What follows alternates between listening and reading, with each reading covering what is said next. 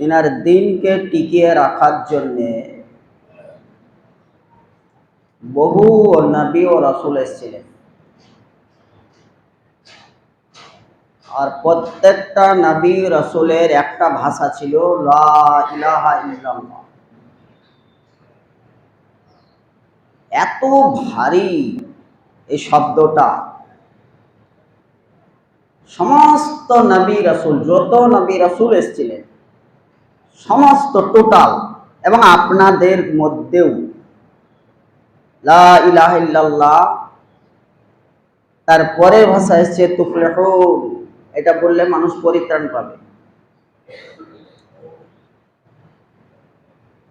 তা মানুষের চরিত্র গঠন করা এটা বাচ্চা থেকেই করতে হয়, ভালো মানুষের আবির্ভাব ওইখান থেকে হয়। কিয়ামতের আলামত আমরা এখন বহু রকমের বর্ণনা করছি বা বহু রকমের আলোচনা আমাদের সামনে আসছে। আল্লাহ রসুল সাল্লাল্লাহু আলাইহি সাল্লাম যখন জন্মগ্রহণ করেছেন তখন থেকেই কিয়ামতের আলামত একটা শুরু হয়েছে।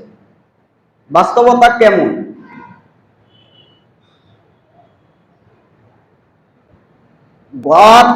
অনুবাদে অনেক শহরের বাচ্চাগুলোকে গ্রামে গিয়ে মানুষ করা, কিছু ফিদিয়া পেতেন, টাকা পয়সা ধন দৌলতের মাধ্যম দিয়ে গ্রামে বাচ্চা মানুষ করতেন, শহরের পরিবেশ থেকে বাঁচাতেন। বাচ্চাগুলো পুষে দিতেন, তার বিনিময়ে কিছু পয়সা গরিবদের একটু উপকার হতো। আমাদের যেমন ছাগল গরু পুষানি নাই, এরকম ধর এটা সহজ ভাষা, এটা বুঝতে পারবে। আর সবাই এসছে বাচ্চা,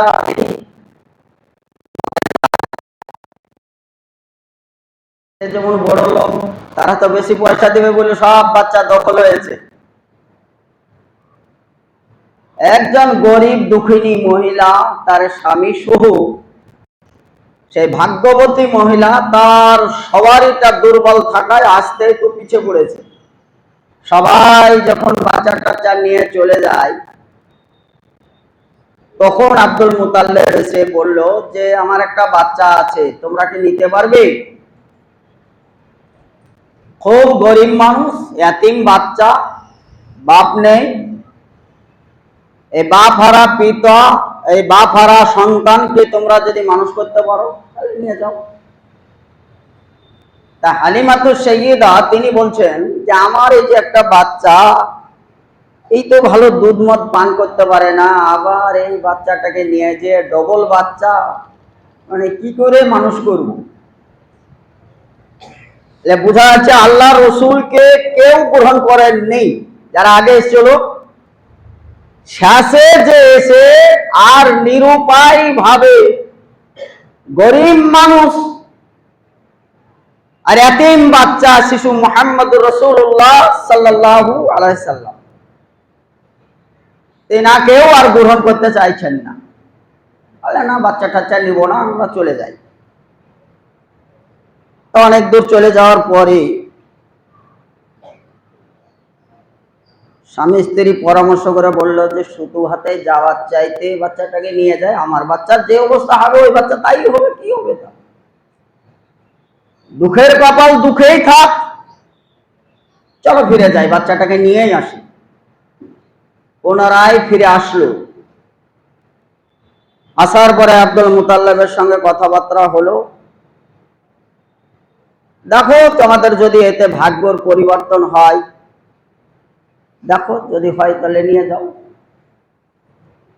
নিজের কোলের বাচ্চাটাকে তেনার স্বামীর কোলে দিয়ে হালিমাতুস সাইয়্যিদা সাইয়্যিদুল মুরসালিন খাতামান নবীন, সারা পৃথিবীর সম্মানিত মানুষ তিনি মুহাম্মদুর রাসূলুল্লাহ সাল্লাল্লাহু আলাইহি সাল্লাম, তেনাকে কোলে নামাই, কোলটা যেন শীতল হয়ে গেল, ঠান্ডা, মনের একটা প্রশান্তি অনুভব করতে পারেন না যে এই প্রশান্তিটা আসে কি করে। তারপরে কোনটা খাওয়ার পরে বাচ্চাটাকে নিয়ে যেতেই, আসার পথে খুব দুর্বল অবস্থায় এসেছিলেন,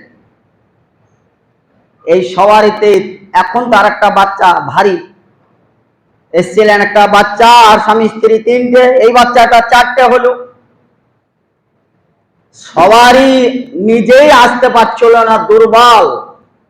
সেই সওয়ারিতে চাপার পরে দেখা যায় যারা আগে বাচ্চা নিয়ে চলে গেছিল তারা অনেক দূরেই চলে গেছে। শেষের দিকে চাপার পরেও এই সওয়ারিটা সবারই আগেই পৌঁছে গেল। সুবহানাল্লাহ ওয়া বিহামদিহি। কিছুই বোঝা যায় না। এই আল্লাহ রাসূল সাল্লাল্লাহু আলাইহি সাল্লামকে বাড়িতে রাখার পরে হাত পা, যেটা আমরা সফর থেকে আসলে ওযু করি, ওযু তো আমরা করি না, মুখ টুক হাত পা ধুই, ওযু করার ওই সিস্টেমটা আমাদের নেই। আর মানসিকতা থাকলে ওযু করা থাকে, পারলে পারে ওযুর অবস্থায় থাকেন, তাও কমসে কম মরার সময় হিসাব নিকাশ করে মরবেন। বিনা ওযুতে থাকলে ও আজরাইল আসার পরে ছেড়ে যাবে না, ও একটা মেহমান যার দ্বারে আসে ঘুরে যায় না। তাহলে ওযুর অবস্থায় থাকলে আপনার সুবিধা, এটা পারলে করেন। এখন তো শীতের সময় না গরমের সময়, এখন পারলে পারবেন, চেষ্টা করেন, এটা আপনার কাজে লাগবে। একটা ভালো কথা বললাম, এই এত যত খুতবা দেব তার মধ্যে এটা একটা ভালো কথা বললাম, এটা মাথায় থাকলে ভালো কথা। তারপরে নিজের শিশুটাকে দুধ পান করানো বাদ দিয়ে শিশু মুহাম্মদ সাল্লাল্লাহু আলাইহি সাল্লামকে কোলে ধরলেন। তিনি একটা দুধ পান করলেন, পান করার পরে দ্বিতীয় দুধে যখন দিচ্ছেন, হালিমা বাচ্চা মুখ নড়াচ্ছে না, মুখ দিচ্ছেন না, টানছেন না, মুখই দিলেন না। একটা দুধ পান করার পরে দ্বিতীয়টা আব্দুল্লাহকে পান করানো হলো। ডান দিককার দুধটা শিশু মুহাম্মদ সাল্লাল্লাহু আলাইহি সাল্লাম পান করলেন, আর বাম দিককার দুধটা আব্দুল্লাহর জন্য রেখে দিলেন। হাজার চেষ্টা করার পরেও মুখ দিলেন না। আপনি কি বুঝলেন? এই যে বক্তব্যতে কি বুঝার আছে? এতে বোঝা আছে পৃথিবীতে বেঁচে থাকতে হলে একটা মানুষ তার জীবন দশায় পরিবহন করতে হলে কমসে কম শিশু মুহাম্মদের কাছে শিক্ষা অর্জন করতে হবে। তিনি শিশু মুহাম্মদ দুধ পান করা অবস্থায় তিনি ন্যায় বিচারক ছিলেন। নিজে একটি দুধ পান করার পরে দ্বিতীয় দুধ পান করেননি, মানে অন্যের হক মারেননি।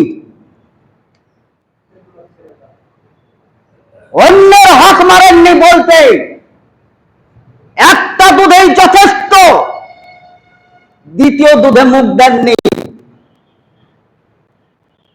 তিনি যত বড় হয়েছেন তত তেনার চরিত্র প্রকাশ হতে হতে এমন একটা টাইম আসছে, সারা পৃথিবীর সবচাইতে আখলাক ও চরিত্রের মানদণ্ডে তার উপরে কোরআন অবতীর্ণ করা হয়েছে। সুবহানাল্লাহ ওয়া বিহামদিহি।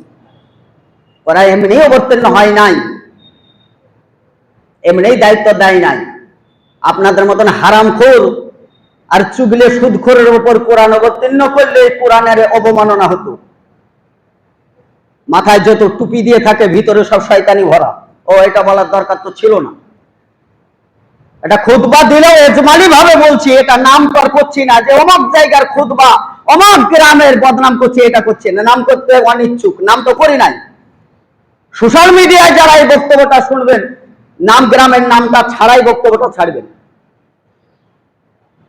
শুধুই আপনারা না, সারা পৃথিবীতে একই চরিত্র চলে। একটা মুসলিমের চারটে সংজ্ঞা মনে থাকবে।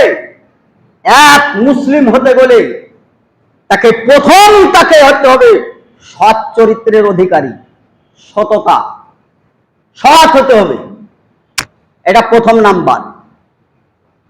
এখনকার লোক সৎ না অসৎ বেশি তা আপনারা ভালো জানেন, ওটা আপনারাই মাপামাপি করুন। না হাজার দিন খুতবা দেওয়ার পরে কোনো পরিবর্তন নেই, জাতির পরিবর্তন নিয়ে আসে, বরঞ্চ আরো খারাপ হয়েছে।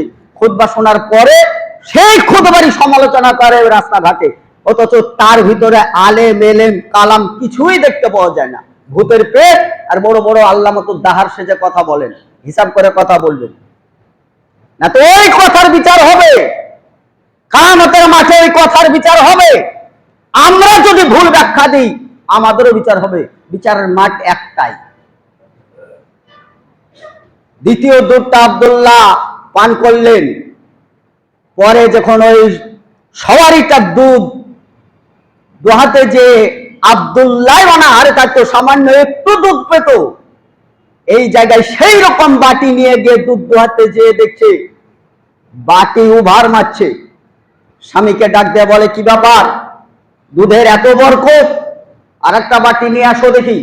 আর একটা বাটি নিয়ে আসায় সেই দুধটাও বাটি পূর্ণ হয়ে গেল। দুটো বাটি পূর্ণ মানে বাচ্চা কয়টা? দুটো বাচ্চা, যথেষ্ট পরিমাণ। শিশু মুহাম্মদ আসার পরে হালিমা তো সাইয়্যেদা নিজে বলেন, আমার দুধ আমার বাচ্চা আব্দুল্লাহ সহজভাবে পেত না, অনেক কষ্ট, মরুভূমির উত্তাপ দাবানতে আমার দুধ শুকিয়ে থাকতো। সেই ওলানে শিশু মুহাম্মদ সাল্লাল্লাহু আলাইহি সাল্লাম একটা দুধ পান করতেন। আব্দুল্লাহ দ্বিতীয় দুধেই তার পূর্ণতা লাভ করত। দ্বিতীয় দুধের পরে তার আর প্রয়োজন হতো না। আমার দুধও অনেকটা বেড়ে গেছিল। বরকতময় মুহাম্মদ রাসূলুল্লাহ সাল্লাল্লাহু আলাইহি সাল্লাম ন্যায় বিচার দেখেছেন যে একটি দুধ খাওয়ার পরে দ্বিতীয় দুধ তিনি পান করেননি। কোলে বসে শৈশবে যখন আস্তে আস্তে আস্তে একটু বড় হলো, যখন খেলাধুলা শুরু হলো, এই সমস্ত বাচ্চাদের সঙ্গে খেলাধুলা করতে করতে খেলা ভেঙে দিয়ে সবাই চলে যেত। শিশু মুহাম্মদ এই খেলনাগুলো সব আপন আপন গুছিয়ে একটা জায়গায় রেখে দিয়ে তিনি সব শেষের দিকে যেতেন। পরের দিন আসার পরে আবার খেলনাগুলো প্রত্যেকের কাছে কাছে পৌঁছে দিত। ওই সমস্ত কাফের ও মুশরিক যারা ছিল তারা সবাই বলল যে এত বড় আমানতদার, যে আমাদের আমানতের কোনো খেয়ানত হয় নাই,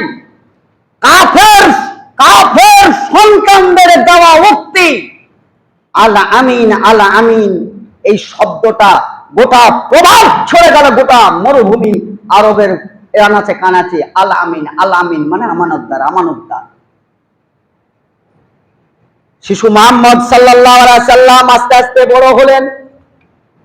যেহেতু গ্রাম্য এলাকা, মেষ চড়ানো, ছাগল চড়ানো, এগুলো তাদের পরিবেশ ছিল, গ্রামের পরিবেশ। শিশু মুহাম্মদ চাইলো যে আব্দুল্লাহর সঙ্গে আমিও মেষ চড়াতে যাব। জেদাজেদিতে নিজের ছেলেকে যতটুকু খোঁজ খবর রাখতেন তার চাইতে মুহাম্মদ সাল্লাল্লাহু আলাইহি সাল্লামের খোঁজ খবর বেশি রাখতেন হালিমাতু সাইয়্যিদা। দেখা গেল দুই ভাই মেষ চড়াতে যাওয়ায় সন্ধ্যা হতে চলেছে, যখন লালি হয়ে বেলাটা ডোবার মুখে শিশু মুহাম্মদ সাল্লাল্লাহু আলাইহি সাল্লামকে চিৎ করে শুয়ে বুকটাকে পুরোটা চিরে তেনার অপারেশন করা হলো। আব্দুল্লাহ নিজের চোখে দেখলো অপরিচিত দুইজন লোক আসলো।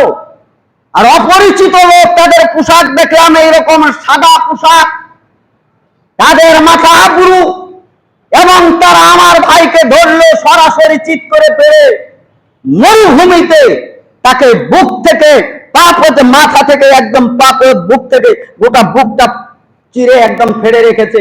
আব্দুল্লাহ দৌড়তে দৌড়তে গিয়ে ছুটে যেয়ে বলল, মা মা মা, আমার ভাই মুহাম্মদ সাল্লাল্লাহু আলাইহি সাল্লাম আর দুনিয়াতে নেই।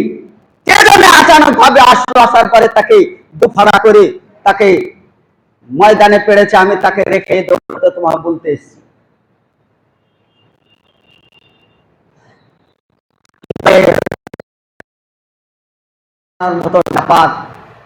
স্বামী স্ত্রী দৌড়তে দৌড়তে যে দেখে মুহাম্মদ সাল্লাল্লাহু আলাইহি সাল্লাম উঠে দাঁড়িয়ে আছেন, থরথর করে হালছে।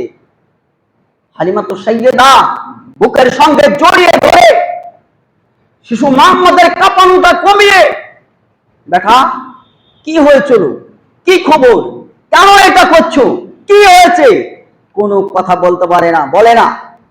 তখনকার জামানায় এইটা করতো যে ছেলে বাচ্চাদেরকে জিনের আশারে ধরেছে, জিনে ধরেছে বলে এর কাছে ওর কাছে কবিরাজের কাছে দেখা দেখি, কবিরাজ তারা দেখে দেখে বললো এর কাছে কোনো জিনের আশারে নেই।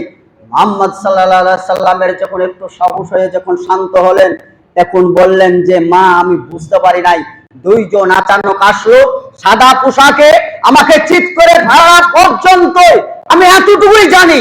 এর পরের খবরটা আর বলতে পারবো না, কিন্তু এর পরের খবরটা আমরাও বলতে পারতাম না। স্বয়ং যিনি বলা করিয়েছেন তিনি হচ্ছেন একমাত্র আল্লাহ রাব্বুল আলামিন। মুহাম্মদ সাল্লাল্লাহু আলাইহি সাল্লামের অপারেশনে তার ভিতরে একটা মাংসপিণ্ড থাকে, যেই পিণ্ডকে আপনাদের আমাদেরকে অন্যায় থেকে বাঁচাতে পারে না, অন্যায়ের সহযোগিতা করে, অন্যায়ের প্রতিযোগিতায় আজকে মাঠে নেমেছি আমরা। মুহাম্মদ সাল্লাল্লাহু আলাইহি সাল্লামের সেই রক্তপিণ্ড কলিজা, যেটা শয়তানের থাকে, সেই চৌবাচ্চাটাকে নিজে ছিঁড়ে নিয়ে গিয়ে জমজমের পানি দিয়ে ধৌত করে ওই প্লেটটা মুহাম্মদ সাল্লাল্লাহু আলাইহি সাল্লামের ভিতরে ভরে দিলেন। এইটা ছিল তেনার অপারেশন, যে দুনিয়াতে শয়তানি বলতে মুহাম্মদ সাল্লাল্লাহু আলাইহি সাল্লামের কাছে আর কোনদিনই আসতে পারবে না। বাকি সবার কাছে শয়তান আছে। শয়তান আল্লাহ রাসূলকে জিজ্ঞাসা করে, রাসূল আপনার কাছে কি আছে? বলে জি হ্যাঁ, আমার কাছে আছে। আপনাকে কি করে? বলে আমার কাছে শয়তান আসে, আসার পরে আমাকে পরামর্শ দেয়, ভালোটা খারাপ দেওয়ার ক্ষমতা তার নেই। শুধুই তাই নয়, মুহাম্মদ সাল্লাল্লাহু আলাইহি সাল্লাম শিশু থেকে যখন ওইভাবে বড় হয়ে উঠতেই তিনি দেখলেন সবার শেষে বাড়ি যান, সবার শেষে সব খেলনা দোলনাগুলো ঠিকঠাক করে দিয়ে সবার শেষে বাড়ি যান। প্রত্যেকটা গার্জেন আছে, তার বাপ আছে, ছেলেদেরকে আমোদ প্রমোদ করে কোলে নিয়ে চুমা খায়, আনন্দ দেয়, ফুলদানি দেয়, খেলনা দেয়, যে যা দেয়, বাচ্চাকে কোলে করে নিয়ে যায়। হঠাৎ করে কৌতূহল জাগলো, শিশু মুহাম্মদ সাল্লাল্লাহু আলাইহি সাল্লামের সবারই পিতা আসে, আনন্দ করে তারা কোলে চেপে যায়। আমার পিতা নেই, আমি কি সেই সম্মান সহিত আমি যেতে পারি না? নিজের মন সবারই তো এটা হতে পারে। মুহাম্মদ সাল্লাল্লাহু আলাইহি সাল্লাম পাহাড়ের চূড়ায় যে মনটা খারাপ করে অঝোর নয়নে ঝরঝর করে কান্না করে, সারা দিক খোঁজাখুঁজি করতে দেখা গেল সেই সময় খুঁজতে গিয়ে পাওয়া গেল মুহাম্মদ সাল্লাল্লাহু আলাইহি সাল্লামকে এক চূড়ায়। মা আমিনা এসে বলে যে বেটা, তুমি বাড়ি যাওনি কেন? দাদা এসে বলে বাড়ি যাওনি কেন? প্রত্যেকটা একটা জবাব দেয়। প্রত্যেকের বাপ এসে আনন্দ উল্লাস করে নিয়ে যায়। আজকে আমার বাপ না আসা পর্যন্ত আর আমি এখান থেকে যেতে চাইছি না, আমার আব্বা আসবে তবেই যাব। আব্দুল মুতাল্লিব তার দাদা খবর প্রদান করলো যে আমিনা সে যে তার নিজের পুত্রকে আহ্বান করে ডাকলো, বেটা তুমি এসো, চলো বাবা বাড়ি চলো। মুহাম্মদ সাল্লাল্লাহু আলাইহি সাল্লাম ফোন ধরেছেন, মা আজকের দিন যাওয়ার কথা না, আজকে যাবো না। আজকে আমার আব্বা কোথায়?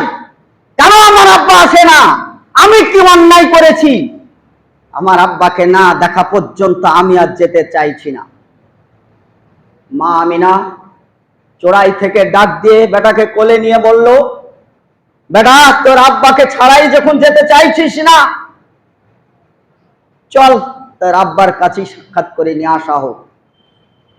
মুহাম্মদ সাল্লাল্লাহু আলাইহি সাল্লামের জন্মের 6 মাস আগে আব্দুল্লাহ বিদায় হয়েছে। এখন সেই আব্দুল্লাহকে দেখাতে হলে কবর ছাড়া তার দেখানোর কোনো রাস্তা নেই। মুহাম্মদ সাল্লাল্লাহু আলাইহি সাল্লামকে দূর থেকে মা আমিনা কবরস্থানে মহিলাদের যাওয়ান এই যুগও নেই, সেই যুগও ছিল না, দূরে থেকে ছেড়ে দিয়ে বলল, বেটা তোর আব্বা ওই জায়গায় শুয়ে রয়েছে, তোর আর্তনাদের সাড়া আমি দিতে পারলাম না, যদি পারে তোর আব্বাকে সেইখান থেকে নিয়ে আসলে তুই নিয়ে আয়গা, যা ওইখানে দেখ, ওইখানে তোর আব্বা শুয়ে আছে। শিশু বাচ্চা যেটা বাচ্চা থেকে শিক্ষা দেওয়া হয় সেটাই শিখে। কবরে গিয়ে হুবড়ি পড়ে বলে, আব্বু সবার আব্বা সে নিয়ে যায়, আমার অপরাধটা কি? কেন আপনি উঠেন না? আসেন, আমাকে কোলে নেন। আব্বু, আব্বু একবার উঠেন। পৃথিবীতে যারা এসছে, যা আসার একটা সিরিয়াল, একবার কবরে চলে গেলে আর কেউ ফিরে আসার কোনো রাস্তা নেই। শিশু বাচ্চা কাকে বলবে? খবরটা দিতে আসছিল, খবরটা ছুটতে ছুটতে বাচ্চার কর্ণকর তার রাজধানী দেখে মা আমিনা, স্বামী হারা মা আমিনা, এতিম শিশুর কান্না, মা মেয়ে মানুষ, তিনি এইভাবে মরুভূমিতে মুহাম্মদ সাল্লাল্লাহু আলাইহি সাল্লামকে ছেড়ে চলে যাবে। শিশু মুহাম্মদ সাল্লাল্লাহু আলাইহি সাল্লাম তার মাকে খবর দিতে আসছে যে মা, মা, আমি হাজারো ডাক দিলাম আম্মুর আব্বু, আমার কথা শুনলো না, আমার কথায় সহযোগিতা করে না, আমাকে উঠে না, বলে না। ছেলের এই কথার আগেই মা আমিনা গাছে হিল্লা না দিয়ে শুয়ে রয়েছে। মাকে হিল্লা না দিয়ে বলছে, মা, মা উঠো, আব্বা কথা বলে না, আমার একটু সহযোগিতা করো। সারা পৃথিবীর এতিম সর্দার শিশু মুহাম্মদ সাল্লাল্লাহু আলাইহি সাল্লাম মায়ের গায়ে হাত দেওয়ায় পৃথিবীর সবচাইতে বড় একটা ভাষাতেই শুধু আসে শান্তি, সমৃদ্ধি, সবকিছু। ধাক্কাটা মারতে না মারতে মা কখন শিশু মুহাম্মদকে এতিমের সর্দার বানিয়ে ওকাল থেকে পরকাল ত্যাগ করেছে কেউ জানতে পারে না। মুহাম্মদ সাল্লাল্লাহু আলাইহি সাল্লাম হাত দিয়ে মা ডাকতে ঠাস করে পড়ে একবার কান লাগিয়ে বলে, মা আছে না? নে পেটে একবার কান লাগায়, নাকে হাত দেয়, ঠোঁটগুলো নাড়ে, মুখটা ফাঁক করে বলে, মা, মা। সারা পৃথিবীর এতিমের সর্দার বাপ তো আগে হারিয়ে চলো, যার ছায়া ছত্তরে ছিলেন সেই মুহাম্মদ সাল্লাল্লাহু আলাইহি সাল্লাম মাকে হারিয়ে দিলেন। পৃথিবীতে আর কে থাকতে পারে? মরুভূমিতে ছাতা দামাত আগেই হারিয়ে চলো, আজকে ছাতার ছায়াটা হারিয়ে গেল। এই শিশু মুহাম্মদ সাল্লাল্লাহু আলাইহি সাল্লাম এতিম শুধু না, এতিমের সর্দার। আস্তে আস্তে আস্তে যেটা এইভাবে দিন অতিবাহিত হতে হতে হতে খুতবার খুব সংক্ষেপ টাইম, তারপরে বলছি তিনি যেতে যেতে শেষের দিকে 40 বছর বয়স হলো। এই 40 বছর বয়সের মধ্যে রাসূল সাল্লাল্লাহু আলাইহি সাল্লামকে বললেন, আলাম ইয়াজিদিকা ইয়াতীমান, আমি তোমাকে কি ইয়াতিমের মধ্যে থেকে পাই নাই? এই ইয়াতিমের মধ্যে থেকে সে সারা পৃথিবীতে যত সম্মানী মানুষ আছে সেই জায়গায় সবার উপরে তোমার সম্মানের জায়গা বানিয়ে দিলাম। বলা যাবে একবার সুবহানাল্লাহ? এই যে মুহাম্মদ বললে, সাল্লাল্লাহু আলাইহি সাল্লাম বললে, আপনি যত বড়ই গুনাহ করেন না কেন, এই বড় গুনার মধ্যে থেকে 10টা গুনাহ ঝরঝর করে ঝরে যায়, আর ওই ঝরা জায়গাটা ওই ইয়াতিমের নাম নিয়ে ওই জায়গায় 10টা নেকির অধিকারী বানিয়ে দেওয়া হয়। বলা যাবে একবার সুবহানাল্লাহ? এই মালিক আল্লাহ রাব্বুল আলামিন মুহাম্মদুর রাসূলুল্লাহ সাল্লাল্লাহু আলাইহি সাল্লামকে সবচাইতে মূল্যবান কিতাব যেটা দান করেছেন, যেটা পড়লেও নাকি পাওয়া যায়, শুনলেও নাকি পাওয়া যায়। খায়রুকুম মান তাআল্লামাল কুরআন ওয়া আল্লামাহু। পৃথিবীতে যত সম্মানী লোক দেখা যায়, এর মধ্যে সবচাইতে সম্মানী লোক যে কোরআন শিক্ষা করে, অপরকে কোরআন শিক্ষা দেয়, এই পৃথিবীর সবচাইতে সম্মানী লোক আল্লাহর নিকটে। নিকৃষ্ট লোক তো খুঁজতে হবে, উৎকৃষ্ট লোক খুঁজলে নিকৃষ্ট খুঁজতে হবে না। কোরআনে আল্লাহ রাব্বুল আলামিন অতিরিক্ত ভাষা ব্যবহার করেছেন, অতিরিক্ত ভাষা ব্যবহার করেছেন। আকিমুস সালাত ওয়া আতুজ যাকাত, আকিমুস সালাত ওয়া আতুজ যাকাত, সালাত কায়েম করো, যাকাত দাও। সালাতটা কোন রকম কায়েম করা যায়, অর্থের ব্যাপার নেই, কিন্তু জাকাত দিতে গেলে টনক লড়ে। জাকাতের কথা বলতে গেলেই কিন্তু খারাপও লাগে। আল্লাহর কি এত দরকার ছিল? মহানত্ব আল্লাহ, ইন্নাল্লাহ আলা কুল্লি শাইইন কাদির। সারা পৃথিবীর সব কিছুর উপরে যার ক্ষমতা, তিনি ব্যবহার করেছেন আকিমুস সালাহ ওয়া আতুজ যাকাত, আকিমুস সালাহ ওয়া আতুজ যাকাত, আকিমুস সালাহ ওয়া আতুজ যাকাত। আপনাকে বিরক্ত লাগতে পারে, আল্লাহকে বিরক্ত লাগে নাই। এটা 82 বার আল্লাহ রাব্বুল আলামিন বলেছেন, তার চাইতে কিছু বেশি। কেন বলেছে? আজকের সমাজে, আজকের বর্তমান সমাজ,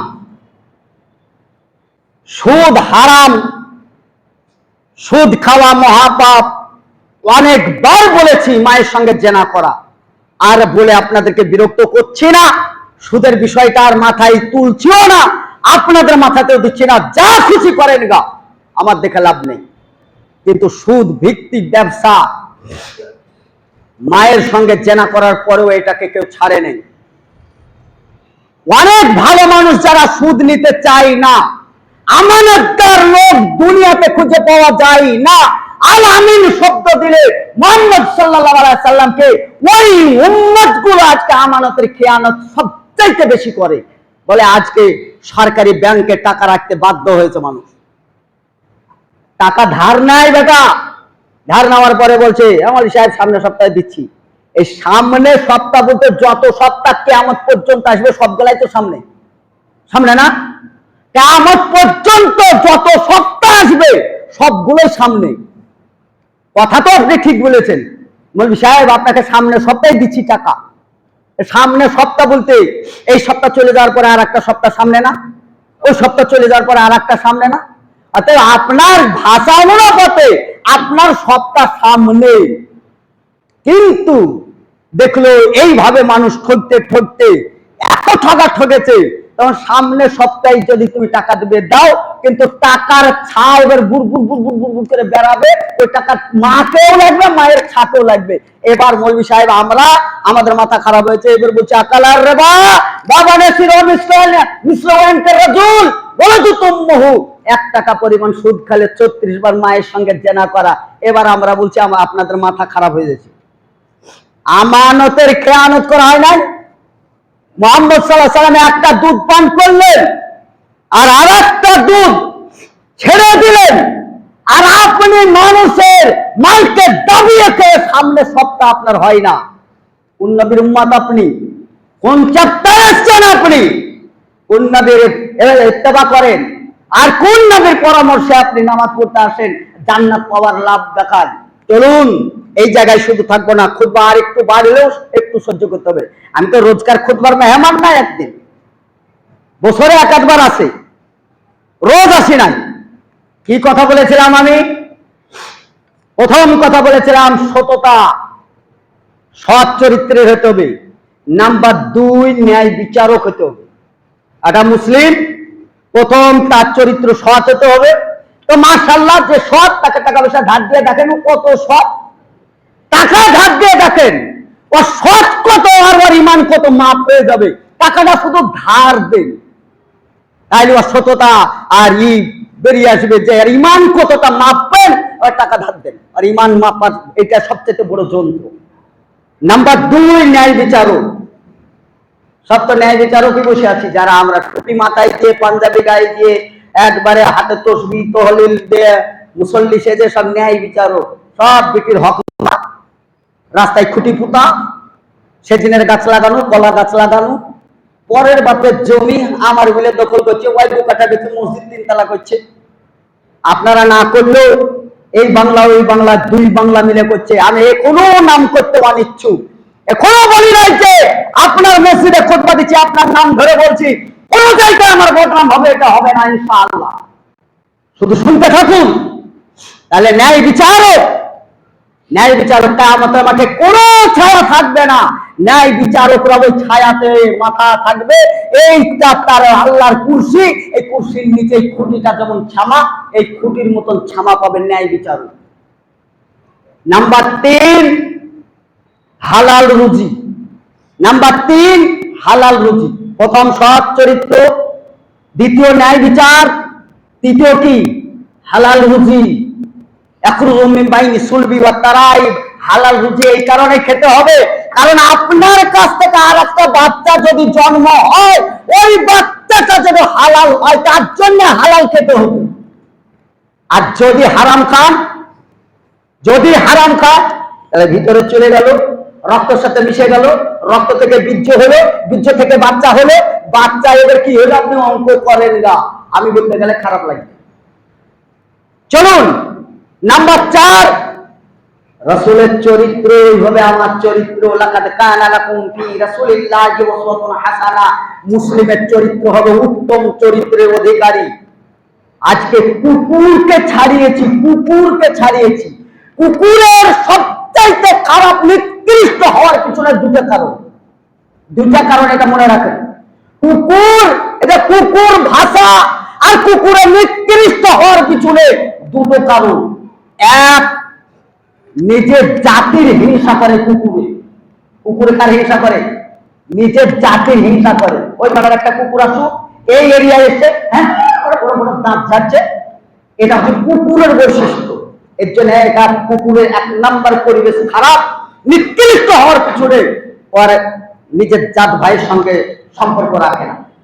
রাসূল সাল্লাল্লাহু আলাইহি সাল্লাম বলেছেন কোন মুসলিমের সঙ্গে 3 দিন যদি কথা বলা বন্ধ করে আর সে যদি তাহাজ্জুদের সালাত আদায় করে, হজ করতে গিয়ে কাবাতে মারা যায়, ওই ইমাম জানাজা পড়ে যদি তার মাটি দেয় তারপরে লা ইয়াদখুলুল জান্নাত, জান্নাতে যাবে না। বলেন কথা বন্ধ আছে না নাই? আমাদের মধ্যে ভাই কথা বন্ধ আছে। ওদের সাথে দূরের কথা, নিজের মাকে নিয়ে ভাগাভাগি হয়, সমাজে বিচার আছে, মসজিদে এসে বিচার দেয়। নিজের মা পেটে রেখে চলো, ওই মাকে দুটো ভাত দেওয়ার জন্য কাঁটা চালাতে জায়গা পাওয়া যায় না। এই বিচারে হবে এরাবো, কাঁটা চালাতে মা জায়গা পায় না, মাকে নিয়ে মারামারি হয় না?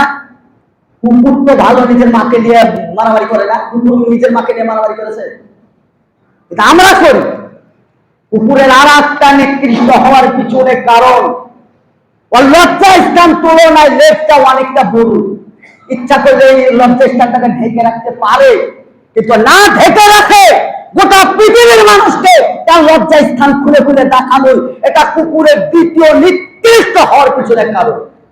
বলেন আপনার বাড়ির কথা বলেন, যার বিয়ে সে থাকলে পরে বরের সঙ্গে যারা যাত্রী স্ত্রীলিঙ্গ না, উভয় লিঙ্গ ব্যবহার হয়। আপনার বউ সেদিন কুচি শাড়ি পিঁধে আর শাড়ির ওপর দিয়ে লাল পেড়ে ছায়া দেখা যায়, আর কুচি বগলের ফাঁক দিয়ে মাশাআল্লাহ সবকিছুই দেখা যায়। আপনার বউকে দেখে মনে হয় এই বিয়ে করতে এসছে, বিয়ে খেতে এসছে, বুঝতে পারা যায়। 12 হাত শাড়িতে বড় গা গোতর ঢেকে রাখতে পারে না, কুকুর যেমন নিকৃষ্ট। কুনতুম খায়রা উম্মাহ উখরিজাত লিন-নাস তা'মুরুনা বিল মা'রুফ ওয়া তানহাউনা আনিল মুনকার। জামাত পৃথিবীর মানুষ তোমার উপর কোরআন অবতীর্ণ করা হয়েছিল, পৃথিবীর শ্রেষ্ঠ মানুষ দিয়ে দ্বীন প্রতিষ্ঠিত করা হয়েছিল। মুহাম্মদ রাসূলুল্লাহ সাল্লাল্লাহু আলাইহি সাল্লামের কথাই শেষ কথা ছিল। আপনি না মানায় কুকুরের থেকে নিকৃষ্ট অবস্থায় কিয়ামতের মাঠে উঠতেই হবে। আর একটা কথা না বললেই না, তাই বলছি, শুয়োর কুকুরের চাইতে নিকৃষ্ট। কুকুরের নাম তো মানুষ নেয়, শুয়োরের নাম নিতে চাই না। ওর নিকৃষ্ট হওয়ার পিছনে আপনাকে ইতিহাস তো জানতে হবে। এত নিকৃষ্ট হলো শুয়োর কি করে, তার ইতিহাস জানতে হবে। তো জানুন, ফার্স্টেই বলেছে আকিমুস সালাহ ওয়া আতুজ যাকাত, আকিমুস সালাহ ওয়া আতুজ যাকাত, এটা আল্লাহ রাব্বুল আলামিন বলতে এত বলেছে, অত ভাষার কিছুতেই ব্যবহার করে না। শুয়োরের প্রথম কাজ হচ্ছে ওকে যত ভালোই পরিষ্কার জায়গা দাও ওই জায়গায় ও থাকবে না। ও নোংরা, প্রচুর গুণে, কাদাতে পচাতে শুয়োরের জায়গা, ভালো জায়গা ওদের জায়গা হয়নি। মাশাআল্লাহ আমাদের মধ্যে কিছু লোক এরকম আছে না নাই? ভালো জায়গা মসজিদ, পৃথিবীর সবচাইতে ভালো জায়গা মসজিদ, এখানে তাদের জায়গা হয় না। অন্য জায়গাগুলোর নাম করলে পরে ছা করে জ্বলবে, আমি নামটা করছি না, বুঝতে পারছেন, ওই জায়গায় থাকেন। শুয়োর থাকে না ভালো জায়গা, পরিষ্কার জায়গায়। আমাদের সমাজে কিছু শুয়োর মার্কা লোক, তারা ভালো জায়গা পছন্দ করে না। মসজিদ হুড় হুড় করে ভর্তি হয়ে যায়, মসজিদের সালাতে আর নাই। শুয়োরের আর একটা নিকৃষ্ট হওয়ার পিছনে কারণ, একটা তো নোংরা জায়গা, দ্বিতীয় তার নোংরামি হচ্ছে তার স্ত্রীর গা গরম হলে মিলন করার সময় 10-12টা শুয়োরকে ডেকে নিয়ে আসে আর পালা করবে, ওই স্ত্রীর সঙ্গে মিলন ঘটে আর ও দেখে দেখে দেখে মনোরঞ্জন পূরণ করে, আনন্দ পায়। শুয়োর এটা খারাপ, নিকৃষ্ট, সে খারাপ। আপনার বাড়ির বোধাতে কি হয়? বোধাকে এনে চেয়ারে বসানো হয়, পাড়ার ভিআইপি থেকে নিমন্ত্রণ করা হয়, ফুলের মালা আর বিস্কুটের মালা টাকার মালা গলায় দেয়, হাতে হাত দিয়ে হ্যান্ডসাপ করে দেখা করে কুটু কুটু দেয়, বাম চোখটা দেখা করে চলে যায়, তোমার স্বামী দুর্বল হলে আমরা আছি। শুয়োরের গা গরম হয় না? আপনাদেরও তো হয় না? এটা ছিল ইহুদি কালচার। শুয়োরের থেকে নিকৃষ্ট অবস্থায় ইসলাম আসার পরে অবস্থা মুসলিম সমাজে হয় কি করে এটা বলে। আর একটা দ্বিতীয় কথা হচ্ছে, একবারে শেষ কথা, সেটা হচ্ছে শুয়োর নিজের গা নিজে চেটে খায়, নিজের পায়খানা গায়ে লেগে থাকে, ওই পায়খানা চেটে খায়। হাদিস থেকে শোনেন, ইবনে আব্বাস রাদিয়াল্লাহু তাআলা আনহু قال رسول الله صلى الله عليه وسلم عيد في حبته كالكلب ثم يرجع ويقع। বলা হয়েছে কোন কুকুর ভালো মন্দ খেলো, খাওয়ার পরে বমি করলো, সুম্মা ইয়ারজা একা, পুনরায় বমিটাকে লুটিয়ে খেলো। কোন মানুষের জাকাতের সিস্টেমে জাকাত পরিপূর্ণ অধ্যায় আসার পরে ওই জাকাতের মাল সে বাড়িতে খেলো, জাকাত বের করলো না, মানে ওই শুয়োর যেমন নিজের গু নিজে কেটে খায়, ওই ব্যক্তি জাকাত না দিয়ে ওই মাল খায়, মানে ওই শুয়োরের গু খাওয়ার চাইতে ওই নিজের গু নিজে খায়। পায়খানা বললে তুই স্ট্যান্ডার্ড হতো, গু বললে একটু ঘৃণা লাগছে, আপনার ঘৃণা লাগে না? আপনি ইসলাম মেনেছেন, ইসলাম মনোনীত ইসলাম, আপনি অধ্যায়ে আপনি মাথা নত করেছেন, মেনে নিয়েছেন, কিন্তু বাস্তবে পরিণত না করলে এই যে কথাগুলো বললাম প্রত্যেকটা দলেরা প্রত্যেকটা সোশ্যাল মিডিয়ায় যাবে। তারপরে শেষ কথা যেটা, সেটা হচ্ছে কিয়ামতের মাঠে কিছু লোক শুয়োরের মাথা নিয়ে উঠবে, এদিকটা মানুষের থাকবে, এটা মাথাটা শুয়োর। কিছু মানুষ কুকুরের অবস্থায় উঠবে, কিছু মানুষ গাধার অবস্থায় উঠবে। গাধার অবস্থায় উঠবে, ইমামের আগে যে রুকু সেজদা করে ফেলে, ইমামের আগে আগে চালিয়ে দেয়, ওই গাধা উঠবে, মাথাটা গাধার মধ্যে থাকবে, বডিটা মানুষের থাকবে। জাকাতের মাল যারা খায় তাদের বডিটা মানুষের থাকবে, মাথাটা শুয়োরের মাথা হবে। যারা পর্দা পুষি যাচ্ছে, হীন হয়ে ঘুরে বেড়ায় আর চাকরির হিংসা করে, বডিটা মানুষের থাকবে, মাথাটা শুয়োর কুকুরের হয়ে ঘাও ঘাও করে বেড়াবে। কিয়ামতের মাঠে চিনতে পারা যাবে না, কিন্তু গায়ের উপরে লেখা থাকবে। আশা করা যায় আমার বাংলা বক্তব্য বুঝতে পেরেছেন। টাইম অনেক চলে গেছে, ক্ষমা চাইছি ভাই। আমি আর একেবারেই এই কথাগুলো বলা দরকার ছিল। সোশ্যাল মিডিয়ায় যাচ্ছে, সারা পৃথিবীর মানুষ শুনে, সারা পৃথিবীর মুসলমানদের জন্য, মুসলিম মহিলাদের জন্য এই খুতবা একটা অধ্যায়, এতে আপনার পরিবর্তন হবে। তাছাড়া আবার কোন রাস্তা না, আপনাকে পরিবর্তনের জন্য খুতবা দিলাম। আপনি সজাগ হন, কোরআন মানেন, হাদিস মানেন, রাসূলের চরিত্র মানেন। কিয়ামতের মাঠে আপনি মানুষ হয়ে জান্নাতে যান। আবশিরু বিল জান্নাতিল্লাতী কুনতুম তুআদুন। আপনার ওয়াদা করেছেন জান্নাত দেওয়া আল্লাহ, আপনাদেরকে আমাদেরকে ওয়াদা অনুপাতে আল্লাহ আমাদেরকে জান্নাত নসিব করেন। আমিন। আল্লাহ আমাদেরকে গুনাহগুলোকে ক্ষমা করে দেন। আমিন। আল্লাহ আমরা যা কিছু বললাম, জাতির জন্য বললাম,